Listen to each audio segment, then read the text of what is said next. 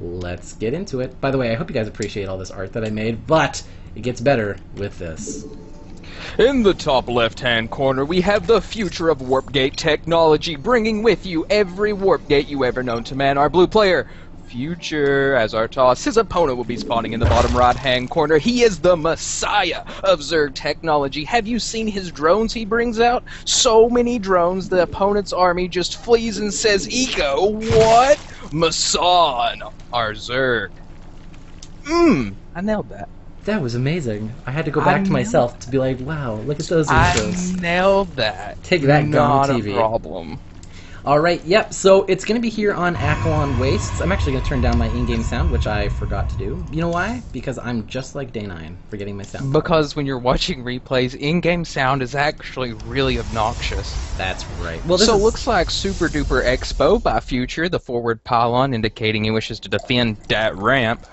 Yeah, now, I know Future, especially because I know these guys' play styles. I know it very, very well. I know Future usually tends to go for early game aggression against Zerg players, usually opening up with the early gateway, you know, doing some pressure with the Mothership Core and about 3 Zealots, and then, of course, you know, he can just pull it back home, try to harass that natural base. But, of course, MaSsan is probably very knowledgeable about Future's playstyle since these guys play a lot together, so I'm interested to see how both players will react if they're going to be changing up their normal build styles.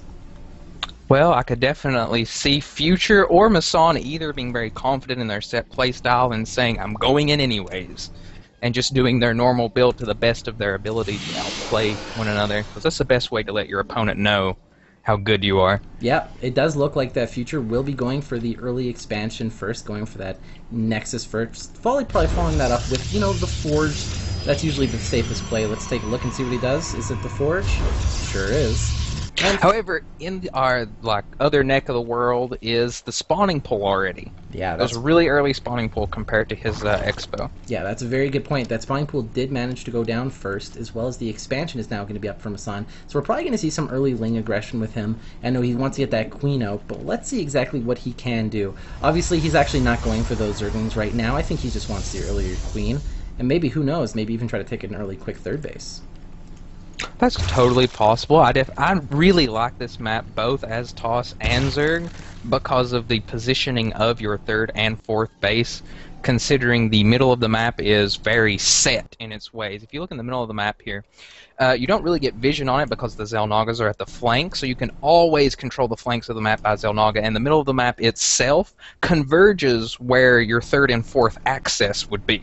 Yeah, so you can always defend that. Yeah, for instance, if we take a look at MaSsan's, his third base can get very easily accessed from the bottom side of the map, and through the top side of the map you can see that his fourth would become very, very vulnerable. In fact, that's exactly what MaSsan did, my prediction about that early third hatch. I thought that would be what these Ninja Lings might actually pick up this probe early. I think they're right out of the range of... Nope, he sees it. He sees it. Alright, cool. Future is going to go straight for that third. If he can deny that... Nope, he's going to see the third, so that's going to be a little hurtful. Yeah, that's actually really great information there for Future. He knows that he's going to be up against an early 3-basing Zerg player, which means a couple of different things. He's going to have to get some harassment out here pretty soon because he cannot let MaSsan drone up on 3 bases very, very quickly. And at the same time, he can also feel pretty safe that himself, he probably won't be getting attacked anytime soon. However, in the other neck of the woods for scouting information, we did get to see exactly when the Cyber Core went down for our Protoss player, so he knows exactly when Warp Gate should finish, and that's when a normal any kind of Protoss push will happen, so they can use Warp Gate. So he knows he'll be safe for another good little while because he can also see the energy on this Nexus and determine he's not saving energy for like a big early Warp Gate push. Yep, we can see the Future did push out with that first Zealot, so he's going to try to do some aggression here, make sure these Lings aren't going to be having a very good forward vision.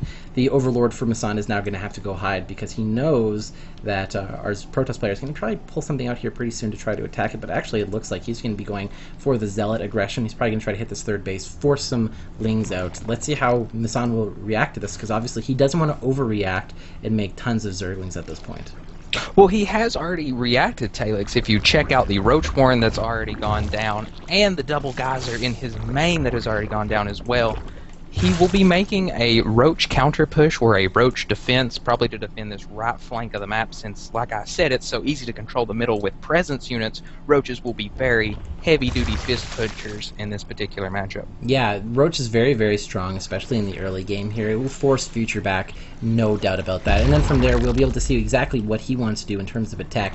I mean, if he goes Robotics Bay, he can start making Immortals, which are usually pretty good. But there's a lot of different options for him. In fact, Future actually going for that early third base. He's trying to get that up fast.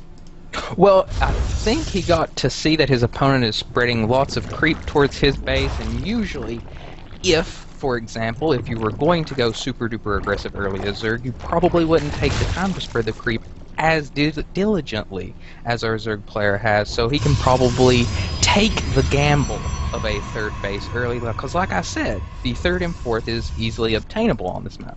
Yeah, that's very, very true. So we can see the Future. He's going to be sitting back here. He's probably going to start taking out some rocks, yeah, because he wants to have access to make sure that he can get between his third and his natural very, very simply. He's actually got a very good wall. I mean, this is the only way into his base for ground units. And he's got that sentry sitting there in the event that he needs it. Look at those rocks going to be going down pretty fast. More photon cannons going down. Ooh. We have a fourth. Yes, we do.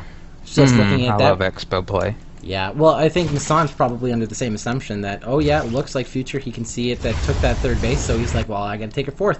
So this isn't going to be a very aggressive early game, but we're going to be seeing giant armies fight each other here very, very slowly. It should be a very aggressive macro-based mid-game. As you can see in our Zerg base, we have double Evo chamber with the first and second range and armor upgrade already going down, with a Hydrogen directly next, which must mean mid-game play. Yeah, in fact, it was pretty common of MaSsan's play, especially if you've been watching a lot of his CVPs lately. He's very, very much... Yeah, he's very, very big fan of the Hydralisk Den. You know, he loves using those Hydralisks, especially because Protoss lately has been going a lot of air. I mean, this is very true if you watched the first game at the Battle and Brew yesterday between MaSsan and RSVP.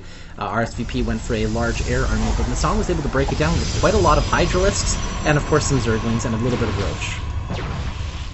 Absolutely agreed with. Not anything I can add to there whatsoever, Talix. And Overlord's going to be picked off in this base. No, it's trying to run away, but no, of course you don't get that happen. He gets to spread his blood all over the back of the third base. So let's take a look now really at the compositions of what each player is doing. Well, Future right now, you know, he's actually researching that extended thermal lance, going to be going for Colossus play, and even has his own Void Ray out right now. 3 base for Protoss, you can feel pretty comfortable. That's a lot of gas that you can get mined wow, down. That's a lot of gates that just went down, Talix. Oh, ho, ho. Look at all these gates. We're going to be seeing a lot of cells, I think. In Zerg land, there's tons of Hydras already out. They don't quite have any sort of meat shield, but you can tell a huge telltale sign here in the Zerg's 4th base. If you look, there's no mineral gatherers there, Talix. Yeah. Which means we're needing the gas for more Hydras. This army is going to be Hydra compository. Now we can see that MaSsan is currently upgrading the Hydralisk speed. Definitely something that I love that Heart of the Swarm did is that they increased that movement speed of Hydralisk. They weren't being very useful prior to this. Alright, some aggression going down towards the third base here. That one warp gate is going to have no chance of surviving. That thing is at least going down. There's some Colossus sitting in the background. Extended Thermal Lance still about 20 seconds away, 30 seconds away. Ooh, but that one Hydra gets pinched. Oh. Maybe 2, 3. Great force fields there by Future. Now it's going to look like an attack thing coming up towards the natural base. Oh, Zerglings get in here for MaSsan. That one sentry was no longer there, wasn't able to get anything. Oh, that time the Void Ray down really quick. Maybe the Mothership Core as well. No, looks like he's going to let it live another day. Oh, Tom Servo slowing down the game. You observers, I told you. Spectators. Next time, you're not allowed to watch. Fallacy However, gaming. this army is very, very susceptible to Colossus play, Talix. Yeah. All very light units out. Yeah, lots of Zerglings, and Hydralisk is very, very weak to the Colossus play. Void Ray is obviously not going to be the most effective unless they're in the back, really being able to pick off quite a lot of the Zerglings, and can charge up pretty quickly, but the Hydralisks make quick work of those Void Rays. They sure do. Alright, well let's take a look back here. We can actually see that MaSsan's still not mining any gas at that 4th base, or I'm sorry, any minerals there. His gas production is going up quite high. You take a look at this right now. It's 1,800 minerals, 800 gas, and he's baking some Vipers. That's a great answer, and 25 Roaches right now. Well, he did just finish his Roach Warren. Apparently, he canceled it earlier, and I totally missed it because he is just 4 steps ahead of me. But he did remember something super duper important, Talix, and that's to get his level 2 upgrades. Yeah, he's working on those right now. I know Future did finish his +1 and +2 upgrades. Actually, his +2 attack is actually just starting right now. He just got that +1 attack, falling a little bit further behind on those upgrades. MaSsan's going to be taking a big lead there. Yeah, we won't see any more expos come down just yet, but this is a very scary, scary army for our toss right now, and a very, very even more scary so army from Zerg. Yeah, I mean, Zerg right now is up 52 supply. We can actually see the Futures army not very, very big right now. We're going to have Vipers join the fray here pretty soon. We're going to be pulling those Colossus in towards the Zerg army. Oh, we have some storms maybe? Oh, a few roaches getting caught. Ooh. Those force fields going down. Let's see if he can do this. Here come the Vipers, going to try to pull those Colossus forward. Some good force fields here, trying to actually keep the Zerg army away. Yeah, very, very well played. Oh. Some good feedback going down on those Vipers here. Oh, there's the one Colossus getting pulled, and instantly 2 Colossus. Nope, that 1 Colossus is still alive, Talix. Wow. By the hairs, his chinny chin chin. The Zerg army is in full retreat at this point. Yeah, we can see that MaSsan's actually remaking 20 roaches at one time. So, I mean, a great engagement here for Future, but if you take a look, that supply is actually going to be constantly working in MaSsan's favor, and Future's biggest part of his army here is falling down. A lot of the changelings here. Oh, he took the time to slip in changelings. He sure did. That's a really great psyching, or I guess you could say psychode play there from MaSsan. Future thinks he's got more zealots there in the front lines, so he can, you know, try to take out most of that army, but that was not the case. Oh, he used the collapsible rocks on the right flank to damage all of the gates on the right-hand flank, and we're getting quite a bit of money for our toss player. It's just built up in the bank. Yeah, it's getting quite a lot here. We're going to have to see what he wants to do. Wow, that one warp gate stays alive with 35 HP. MaSsan is really trying to keep Future spread thin right now. Oh god, those Vipers. It's working. That was a huge loss, Talix. I'm not sure if Future can stay in after this. If he loses this 4th, that was a lot of minerals there. It's the GG. That's the GG, and MaSsan takes game number 1 here against Future.